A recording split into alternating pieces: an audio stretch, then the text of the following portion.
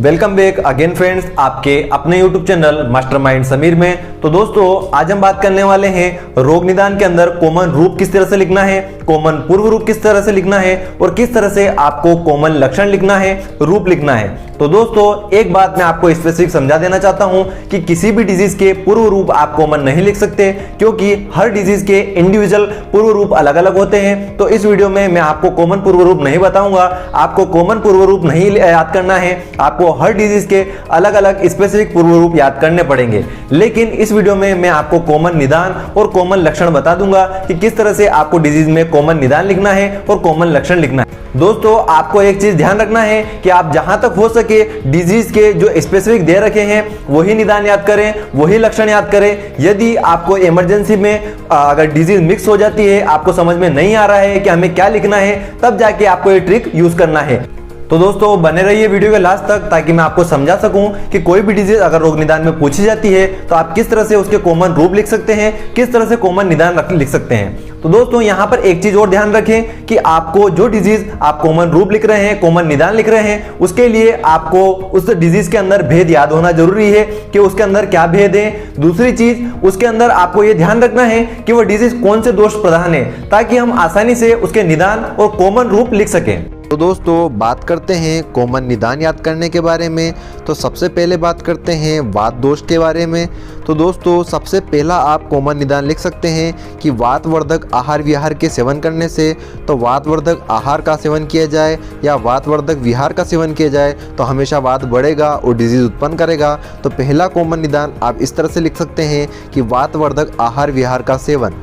दूसरा आप लिख सकते हैं रुक्ष लघु शीत पदार्थों का अत्यधिक सेवन। अब दोस्तों, ये सभी गुण वात के गुण होते हैं। यदि इनका अत्यधिक मात्रा में सेवन किया जाएगा तो वात बढ़ेगा। दूसरा कॉमन निदान आप लिख सकते हैं कि लघु रुक्ष और शीत पदार्थों का सेवन करने से वात बढ़ेगा और डिजीज उत्पन्न करेगा। तीसरा पॉइंट आपको लिखना है कि कटु तिक्त कषाय रस प्रधान द्रव्यों का सेवन करने से। तो दोस्तों, ये तीनों रस वात को बढ़ाने वाले होते हैं, ये तीनों रस वात को बढ़ाने वाले होते हैं। तो अगर इन रसों के प्रधान द्रव्यों का भी सेवन किया जाएगा तो वात बढ़ेगा और डिजीज को कोस करेगा। तो ये भी आप कॉमन रूप में लिख सकते हैं कि कटु तिक्त कषाय रस प्रधान द्रव्यों का सेवन करने से वात बढ़ेगा और डिजीज कोस करेगा। नेक्स्ट आपको लिखना है अनशन अध्यशन विषमासन। अनशन मीन्स बिल्कुल खाना नहीं खाना, अध्यशन मीन्स बहुत ज़्यादा एक्सेसिव फूड का इंटेक कर लेना, विषमासन मतलब बिना टाइम के खाना खाना। तो इस तरह की गतिविधियां भी वात को बढ़ाने वाली होती है, इसलिए आप कॉमन रूप से अनशन अध्यशन और विषमासन भी वात को बढ़ाने के लिए लिख सकते हैं। नेक्स्ट आपको लिखना है अत्यधिक व्यायाम अत्यधिक व्यवसाय अत्यधिक मार्गमन। तो एक्सेसिव वर्क कोई भी किया जाए तो उससे वात बढ़ता है। तो आप कॉमन निदान के रूप में ये भी लिख सकते हैं कि जिस भी काम में एक्सेसिव वर्क होता है तो उसके अंदर वात बढ़ेगा। नेक्स्ट बात करें तो उपवास और लंघन करने के द्वारा भी वात बढ़ता है। तो आप यहाँ कॉमन रूप में उपवास और लंघन भी लिख सकते हैं। नेक्स्ट बात करते हैं रात्रि जागरण के द्वारा। तो रात्रि जागरण के द्वारा भी वात बढ़ता है, तो आप इसको कॉमन रूप में रात्रि जागरण भी निदान के रूप में लिख सकते हैं। नेक्स्ट आपको लिखना है अत्यधिक चिंता शोक भय लोभ इत्यादि। तो ये कारण भी, ये जो मानसिक कारण है, इनके द्वारा भी वात बढ़ता है, तो आप इनको भी कॉमन रूप में लिख सकते हैं। दोस्तों, यहाँ पर फर्स्ट सेकेंड थर्ड और फोर्थ पॉइंट हमारे आहार से रिलेटेड वात को बढ़ाने वाले होते हैं। नेक्स्ट फिफ्थ सिक्स्थ और सेवन्थ पॉइंट जो होते हैं वो वातवर्धक विहार जन्य निदान हो जाते हैं, और एट्थ पॉइंट हम मानसिक निदान लिख देते हैं। तो इस तरह से आहार विहार और मानसिक तीनों तरह से हम कॉमन निदान वात को बढ़ाने वाले लिख देते हैं। अब बात करते हैं दोस्तों कफ दोष के कॉमन निदान के बारे में। यहाँ पर कफ दोष के कॉमन निदान पहले इसलिए पढ़ रहे हैं क्योंकि वात दोष के जस्ट अपोजिट कफ दोष होता है, तो इसके निदान भी जस्ट अपोजिट देखने को मिलते हैं। तो वहाँ पर हमने बात करी थी कि वातवर्धक आहार विहार के सेवन करने से, तो यहाँ पर लिख देंगे कफवर्धक आहार विहार के सेवन करने से। वहाँ पर हम लिख रहे थे रुक्ष लघु और शीत पदार्थों के सेवन से, तो यहाँ पर रुक्ष का उल्टा स्निग्ध, लघु का उल्टा गुरु और शीत कॉमन लिख देना है। तो यहाँ पर बन जाएगा कि स्निग्ध गुरु शीत पदार्थों का अत्यधिक सेवन करने से कफ दोष बढ़ता है और डिजीज उत्पन्न करता है। दोस्तों वहाँ भी हमने बात करी थी कि कटु तिक्त कषाय द्रव्यों के सेवन करने से वात बढ़ता है, तो यहाँ पर अपोजिट मधुर अम्ल लवण रस प्रधान द्रव्यों के सेवन करने से कफ दोष की वृद्धि होकर डिजीज उत्पन्न होगी। अब बात करते हैं दोस्तों नेक्स्ट पॉइंट की। नेक्स्ट पॉइंट है अध्यशन। अध्यशन करने से कफ दोष की वृद्धि होती है। तो दोस्तों वात दोष के अंदर हमने लिखा था अनशन, अध्यशन और विषमासन करने से वात दोष बढ़ता है। तो दोस्तों यहाँ पर हमें सभी नहीं लिख के स्पेसिफिक अध्यशन लिख देना है, क्योंकि यदि एक्सेसिव अमाउंट में भोजन कर लिया जाएगा, एक्सेसिव अमाउंट में फूड का इंटेक कर लिया जाएगा, तो वह स्टमक के अंदर आम दोष की उत्पत्ति करके कफ दोष को विकृत करेगा और डिजीज कोज करेगा। नेक्स्ट बात करते हैं अव्यायाम, आलस्य, सुख शय्यादि का सेवन मीन्स नो वर्क। तो दोस्तों वात के अंदर हमने बात करी थी कि एक्सेसिव वर्क करने से वात दोष की वृद्धि हो रही थी, तो यहाँ पर जस्ट अपोजिट हो जाएगा अव्यायाम, आलस्य, सुख शय्यादि का सेवन मीन्स नो वर्क, किसी भी तरह का कार्य नहीं किया जाएगा तो कफ दोष की वृद्धि होगी और कफ दोष विकृत होने की वजह से डिजीज कोज होगी। नेक्स्ट बात करते हैं अत्यधिक मात्रा में भोजन करने से। तो दोस्तों वात के अंदर हम बात कर रहे थे कि लंघन करने से, उपवास करने से वात बढ़ता है, तो यहाँ पर हमें लिख देना है कि अधिक मात्रा में भोजन करने से कफ दोष की वृद्धि होती है।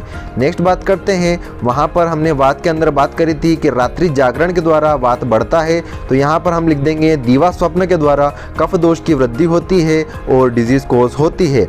वहाँ पर हमने मानसिक निदान याद करे थे, इसी तरह यहाँ पर भी हमें मानसिक निदान याद करना है अचिंता, हर्ष, तुष्टि इत्यादि। तो दोस्तों बिना किसी टेंशन लेने से, अगर टेंशन नहीं ली जा रही है और हमेशा खुश रहता है व्यक्ति, तो कफ दोष की वृद्धि होती है और उसकी वजह से भी डिजीज उत्पन्न होती है। तो दोस्तों यहाँ पर भी आपको 1 to 4 आहारज निदान के रूप में याद कर लेना है, 5 to 7 विहारज निदान के रूप में याद कर लेना है और 8th पॉइंट को मानसिक निदान के रूप में याद कर लेना है। अब दोस्तों बात करते हैं पित्त दोष के कॉमन निदान के बारे में। तो जिस तरह से हमने वात के अंदर और कफ के अंदर पहली लाइन लिखी थी कि वातवर्धक आहार विहार के सेवन करने से, कफवर्धक आहार विहार के सेवन करने से, ठीक उसी प्रकार यहाँ भी आपको लिखना है पित्तवर्धक आहार विहार के सेवन करने से।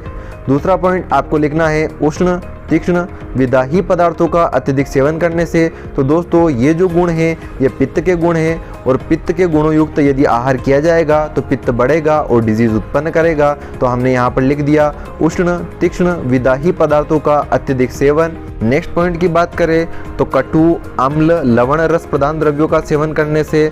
तो दोस्तों ये तीनों रस पित्त को बढ़ाने वाले होते हैं, तो इन्हीं रस युक्त अगर आहार विहार का सेवन किया जाएगा तो भी पित्त बढ़ेगा और डिजीज उत्पन्न करेगा। नेक्स्ट पॉइंट, जिस तरह से हमने वात के अंदर और कफ के अंदर अध्यशन लिखा था, ठीक उसी प्रकार यहाँ भी हमें अध्यशन लिखना है, क्योंकि यदि एक्सेसिव अमाउंट में भोजन कर लिया जाएगा तो HCl जो होगा वह प्रॉपर रूप से वर्क नहीं कर पाएगा और भोजन में विकृति होने की वजह से पित्त दोष भी विकृत होगा। तो दोस्तों यहाँ पर अध्यशन भी पित्त दोष को बढ़ाएगा और विकृति उत्पन्न करते हुए डिजीज उत्पन्न करेगा, तो हमें यहाँ भी अध्यशन लिखना है। नेक्स्ट बात करते हैं अति आतप सेवन, अति व्यवहाय, अति परिश्रम। तो दोस्तों ये सभी कार्य उष्ण गुणात्मक हैं, इनको करने से उष्ण गुण की वृद्धि होती है और उष्ण गुण पित्त का होता है, और यदि उष्ण गुण की वृद्धि होगी तो पित्त बढ़ेगा और पित्त के बढ़ने से डिजीज उत्पन्न होगी। तो दोस्तों अति आतप सेवन, अति व्यवहाय और अति परिश्रम से भी पित्त दोष की वृद्धि होकर डिजीज उत्पन्न होगी। नेक्स्ट बात करते हैं अधिक मात्रा में भोजन सेवन। तो दोस्तों 4th पॉइंट में अध्यशन हमने लिखा था, तो वो हमने संस्कृत वर्ड लिखा था और 6th पॉइंट में उसी को हमने हिंदी करके लिख दिया है, तो ये पॉइंट हमारा एक्स्ट्रा यहाँ पर बढ़ जाता है। नेक्स्ट बात करते हैं क्रोध, शोक, भय, ईर्ष्या, द्वेष। तो दोस्तों ये सभी मानसिक विकार हैं, इनके द्वारा भी उष्ण गुण की वृद्धि होती है और उष्ण गुण की वृद्धि होने के कारण पित्त दोष बढ़ता है और डिजीज उत्पन्न करता है। तो दोस्तों इस तरह से हमने वात, पित्त और कफ तीनों के कॉमन निदान पढ़ लिए हैं। अब आपको एग्जाम में कोई भी डिजीज से रिलेटेड क्वेश्चन पूछा जाता है तो आपको यह याद होना चाहिए कि वह डिजीज कौन से दोष प्रधान है। जैसे एग्जाम्पल के तौर पे हिक्का व्याधि जो होती है वात और कफ प्रधान होती है, तो दोस्तों आपको वात के कुछ कॉमन निदान लेना है और कुछ कॉमन निदान आपको कफ के लेना है और दोनों को कंबाइन करके एग्जाम में लिख देना है। तो इस तरह से आप आसानी से हिक्का के निदान लिख देंगे। इसी तरह से आपको अन्य डिजीज के अंदर भी करना है। यदि एक दोष प्रधान है तो एक दोष के कॉमन निदान लिख देना है, यदि दो दोष प्रधान है तो दो दोष के कॉमन निदान लिख देना है, त्रिदोषज है तो आपको तीनों दोष के कॉमन निदान कुछ कुछ लेकर उनको लिख देना है।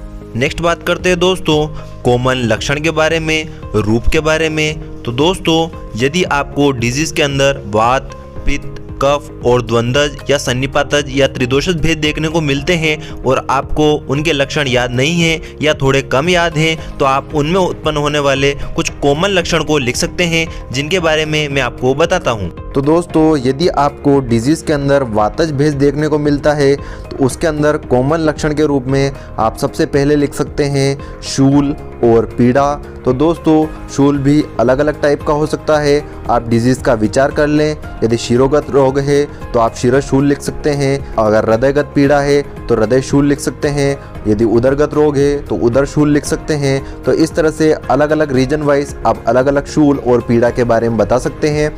नेक्स्ट आपको लिखना है अंगमर्द। तो वात का स्पेसिफिक गुण ही होता है पीड़ा उत्पन्न करना, तो वह पूरी बॉडी के अंदर पीड़ा उत्पन्न करेगा, तो यहाँ पर आप अंगमर्द भी लिख सकते हैं। नेक्स्ट आपको लिखना है मलमूत्र में विबंध। तो दोस्तों वह मलमूत्र में विबंध उत्पन्न करेगा, कॉन्स्टिपेशन उत्पन्न करेगा, क्योंकि वात का गुण ही होता है रुक्षता उत्पन्न करना, तो वह रुक्षता के कारण कॉन्स्टिपेशन उत्पन्न करेगा। नेक्स्ट बात करते हैं, नेक्स्ट पॉइंट है भ्रम। तो भ्रम हमें वातज, पित्तज, कफज तीनों भेद के अंदर देखने को मिलता है, तो हमें वातज, पित्तज, कफज तीनों के अंदर कॉमनली भ्रम भी याद कर लेना है। नेक्स्ट पॉइंट है अरुणवर्णी, श्यामवर्णी, कृष्णवर्णी दिखाई देना। तो दोस्तों ये तीन कलर वात के अंदर स्पेसिफिक देखने को मिलते हैं, और ये तीनों कलर किसके अंदर देखने को मिल सकते हैं? रोगी के अंग के अंदर देखने को मिल सकते हैं, रोगी के नेत्र के अंदर देखने को मिल सकते हैं, रोगी के स्पुटम के अंदर देखने को मिल सकते हैं, रोगी का मलमूत्र इन कलर जैसा हो सकता है, रोगी की त्वचा इन कलर जैसी हो सकती है। तो आपको डिजीज़ का विचार करके इन सभी में से किसी एक को इसका कलर के अकॉर्डिंग बता देना है। नेक्स्ट बात करते हैं कि पित्तज के अंदर हमें क्या कॉमन लक्षण देखने को मिलेंगे। तो सबसे पहला है दाह। तो दोस्तों पित्त का गुण ही होता है उष्ण, तो दोस्तों शरीर के अंदर दाह देखने को मिलेगा, बर्निंग सेंसेशन देखने को मिलेगी। नेक्स्ट पॉइंट है तृष्णा। तो दोस्तों पित्त के गुण के कारण पित्त का जो गुण होता है उष्ण, उस उष्णता के कारण वाटर कंटेंट बॉडी का सूख जाता है, तो रोगी को बार बार प्यास लगती है, तो यहाँ पर तृष्णा भी हमको देखने को मिल सकती है। नेक्स्ट बात करते हैं शोष। नेक्स्ट हमको मिलता है ज्वर। तो यहाँ पर कभी कभी ज्वर भी देखने को मिलता है, ऐसा सिम्टम देखने को मिलता है, क्योंकि यहाँ पर पित्त का उष्ण गुण होता है, इसी वजह से बॉडी का टेम्परेचर बढ़ जाता है और ज्वर भी देखने को मिलता है। नेक्स्ट हमने बात करी थी भ्रम। तो भ्रम हमें वातज, पित्तज, कफज तीनों में कॉमन मिलता है, जिसकी हम बात कर चुके हैं। नेक्स्ट पॉइंट हमको मिलता है अतिसार। नेक्स्ट बात करें तो इसका कलर हमें पीतवर्णी, नीलवर्णी और हरितवर्णी दिखाई देता है। अब बात करते हैं कफज के अंदर हमें क्या कॉमन लक्षण देखने को मिलेंगे। तो सबसे पहला दिखाई देता है गौरव, में शरीर के अंदर भारीपन देखने को मिलता है। नेक्स्ट बात करते हैं तो अरुचि देखने को मिलती है, क्योंकि कफ की विकृति हो जाती है, और कफ की विकृति होने की वजह से आम की उत्पत्ति होने की वजह से व्यक्ति को भूख नहीं लगती। नेक्स्ट बात करते हैं तो इसके अंदर निंद्रा देखने को मिलती है, तंद्रा देखने को मिलती है, क्योंकि जो कफ होता है तम गुण प्रधान होता है। नेक्स्ट हम बात करते हैं तो भ्रम देखने को मिलता है। नेक्स्ट बात करते हैं तो मंदाग्नि देखने को मिलती है, क्योंकि आम की उत्पत्ति हो जाती है। नेक्स्ट बात करते हैं तो श्वेत वर्णी दिखाई देते हैं, इसके अंदर रोगी के अंग, नेत्र, स्पुटम, मलमूत्र और त्वचा जो होगी हमें श्वेत वर्णी देखने को मिल सकती है। इसके अतिरिक्त यदि डिजीज के अंदर द्वंद्वज भेद देखने को मिलता है तो आप दो दोषों के कॉमन लक्षण को मिक्स कर दें और लिख दें। नेक्स्ट यदि त्रिदोषज देखने को मिलता है तो आप तीनों दोषों के लक्षण को मिक्स कर दें और एग्जाम में लिख दें, तो आप आसानी से इस तरह से कॉमन लक्षण एग्जाम में लिख पाएंगे और अच्छे नंबर अचीव कर पाएंगे। तो दोस्तों आपको ये वीडियो कैसा लगा नीचे कमेंट बॉक्स में जरूर बताएं, और जिसने भी अभी तक मास्टरमाइंड समीर को सब्सक्राइब नहीं किया है तो प्लीज सब्सक्राइब कर लें, बेल आइकन को प्रेस कर दें, ताकि आने वाली वीडियो की अपडेट आपको मिलती रहे। Thank you.